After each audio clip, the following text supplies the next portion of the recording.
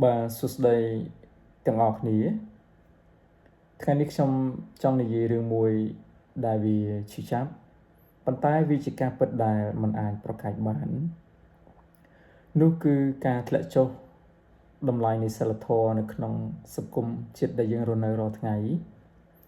បងប្អូនប្រហែលជាធ្លាប់មានអារម្មណ៍ដូចខ្ញុំ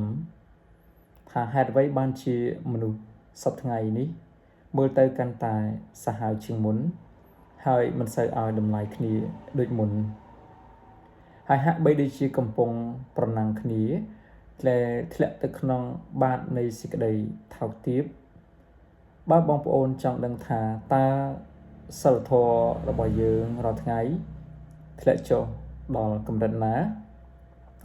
ហើយគួរធ្វើអ្វីខ្លះដើម្បីស្រោចស្រង់វាមកវិញសូមតាមដាននៅវីដេអូនេះឲ្យចប់ហើយព្រោះវាជាមេរៀនដែលសាលារៀនមិនបានបង្រៀនយើងឲ្យបានសពគ្រប់ជ្រុងជ្រោយនោះឡើយអញ្ចឹង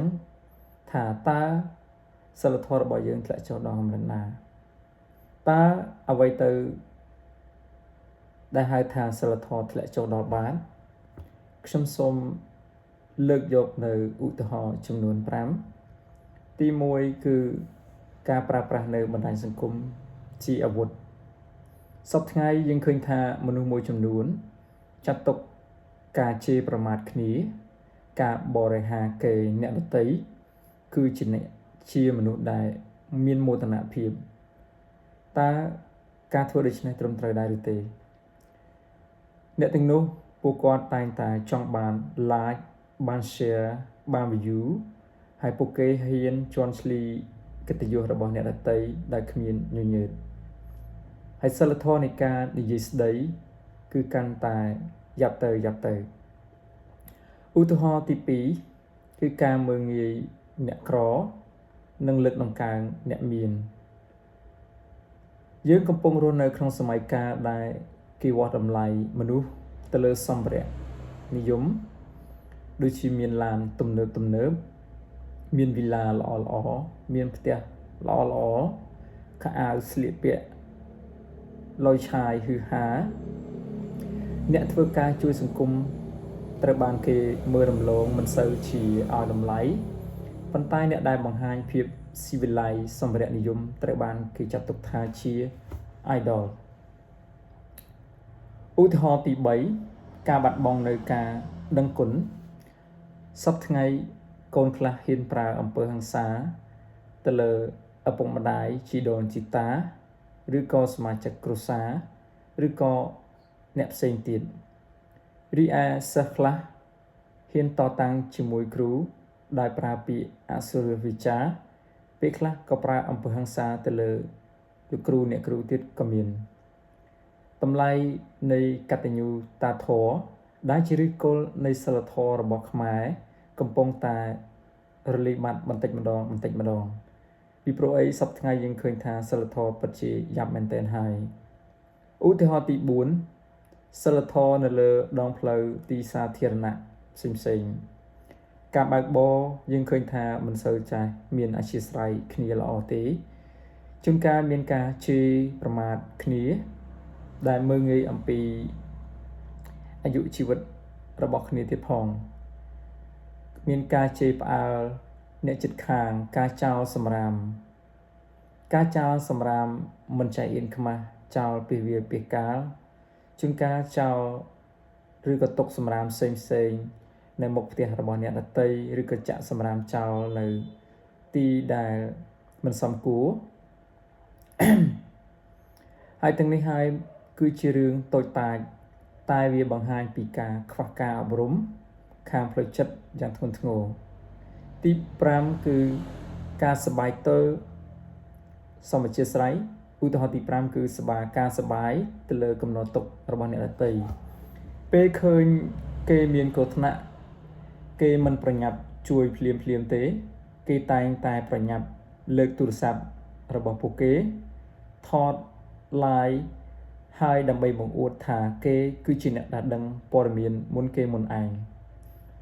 អញ្ចឹងសំណួរសួរថាតើបេះដូងរបស់មនុស្សរាល់ថ្ងៃនេះសិលធម៌របស់ពួកគេយ៉ាប់ដល់កម្រិតណា ហើយតើយើងជាមនុស្សដែលមានបេះដូងជាថ្មតាំងពីពេលណាតើហេតុអ្វីបានវាคล้ายទៅជាបែបនេះហេតុអ្វីបានជាសិលធម៌របស់យើងធ្លាក់ចុះបែបនេះទី1គឺប្រព័ន្ធបច្ចេកវិទ្យាជឿនលឿនជាងការអប់រំផ្លូវចិត្តបច្ចេកវិទ្យាលឿនជាងការអប់រំផ្លូវចិត្តគឺយើងចង់សម្ដៅថាយើងមានទូរស័ព្ទទំនើបតែយើងមានការគិតបែបបុរាណដែលពោរពេញទៅដោយអត្តតថភាពទី2គឺការយកតម្រាប់តាមខុសយើងចម្លងយកវប្បធម៌បរទេសដែលអវិជ្ជមានមកប្រើច្រើនជ្រុលតែมันបានចម្លងយកវិន័យនិងការគោរពសិទ្ធិរបស់គេមកដើម្បីអនុវត្តឲ្យបានត្រឹមត្រូវទី3គឺការបណ្ដោយតាមអារម្មណ៍មនុស្សចង់បាននៅភាពល្បីល្បាញឆាប់រហ័សទោះត្រូវបាត់បង់សិលធម៌ក៏ដោយពួកគេហ៊ានធ្វើអ្វីៗគ្រប់បែបយ៉ាងដើម្បីប្រយោជន៍ខ្លួនឯងទោះបីដឹងថាផ្លូវនោះគឺជាផ្លូវដែលមិនត្រឹមត្រូវឬក៏ផ្លូវដែលខុសក៏ដោយតើបងប្អូនអើយយើងមិនទាន់ហួសពេលនៅឡើយទេគឺយើងអាចចាប់ផ្ដើមពីខ្លួនយើងទៅម្នាក់គឺខិតខំពង្រឹងធ្វើយ៉ាងណាឲ្យសិលធម៌របស់យើងរៀងខ្លួនល្អប្រសើរឡើងនោះសង្គមជាតិនឹងកាន់តែប្រសើរគឺចាប់ផ្ដើមអំពីការនិយាយបើនិយាយអ្វីដែលមិនល្អចេញទៅនាំឲ្យអ្នកដទៃមានការឈឺចាប់យើងស៊ូចិត្តនៅស្ងៀមប្រសើរជាងទី2គឺយើងត្រូវចេះមានអាជីពស្នៃល្អការចាញ់ឈ្នះនៅលើដងផ្លូវឬក៏នៅលើ Facebook វាមិនធ្វើឲ្យយើងខ្លាយទៅជាសេដ្ឋីទេតែការចេះអត់ឱនធ្វើឲ្យយើងខ្លាយទៅជាមនុស្សដែលមានសេចក្តីថ្លៃថ្នូរល្អប្រសើរ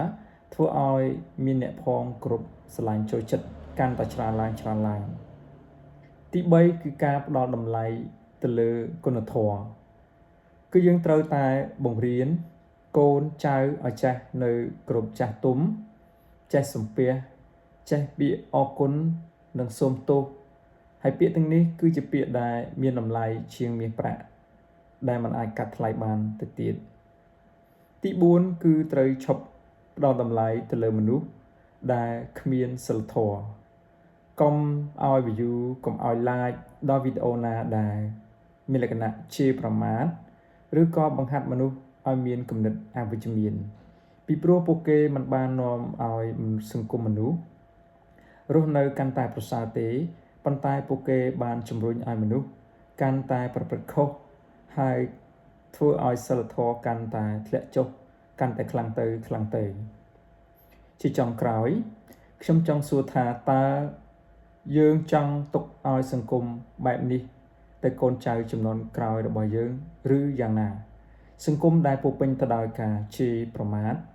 ឬសង្គមដែលពោពេញទៅដោយស្នាមញញឹមនិងការផ្ដល់តម្លៃឲ្យគ្នាតើបងប្អូនចង់បានមួយណាសិលធម៌គឺចាប់ផ្ដើមពីយើងទាំងអស់គ្នាចាប់ផ្ដើមពីខ្ញុំនិងអ្នកទាំងអស់គ្នាហើយចាប់ផ្ដើមពីថ្ងៃនេះតទៅអញ្ចឹងអរគុណសម្រាប់ការតាមដាននៅវីដេអូរបស់ខ្ញុំបើបងប្អូនយល់ថាវីដេអូមួយនេះមានប្រយោជន៍ហើយចង់ឲ្យសង្គមរបស់យើងប្រសើរឡើងកុំភ្លេចជួយចុច like share វីដេអូមួយនេះដើម្បីជាសារដាស់តឿនដល់គ្នាទៅវិញទៅមកដើម្បីជាសារដាស់តឿនទៅដល់អ្នកជំនាន់ក្រោយផងដែរបើបងប្អូនយល់យ៉ាងណាដែរចំពោះសិលធម៌របស់សង្គមយើងសប្តាហ៍ថ្ងៃកុំភ្លេច comment នៅខាងក្រោមវីដេអូនេះយើងនឹងជជែកគ្នាដោយសិលធម៌ជួបគ្នានៅវីដេអូក្រោយហើយសូមជូនពរដល់ពុកម៉ែបងប្អូនទាំងអស់ឲ្យជួបប្រទះតែនឹងសេចក្តីសុខសេចក្តីចម្រើនមានសុខភាពល្អសំណាងល្អហើយជួបតែរឿងល្អនៅក្នុងឆាកជីវិតជាពិសេសនៅក្នុងឆ្នាំថ្មីនេះជូនពរបងប្អូនកាន់តែមានបានហើយកុំភ្លេចណាថែរក្សានៅសុខភាពឲ្យកាន់តែប្រសើររួមជាមួយនឹងសេចក្តីថ្លៃថ្នូរការអនុវត្តសិលធម៌របស់យើងឲ្យកាន់តែល្អប្រសើរជាងមុនសូមអរគុណជួបគ្នា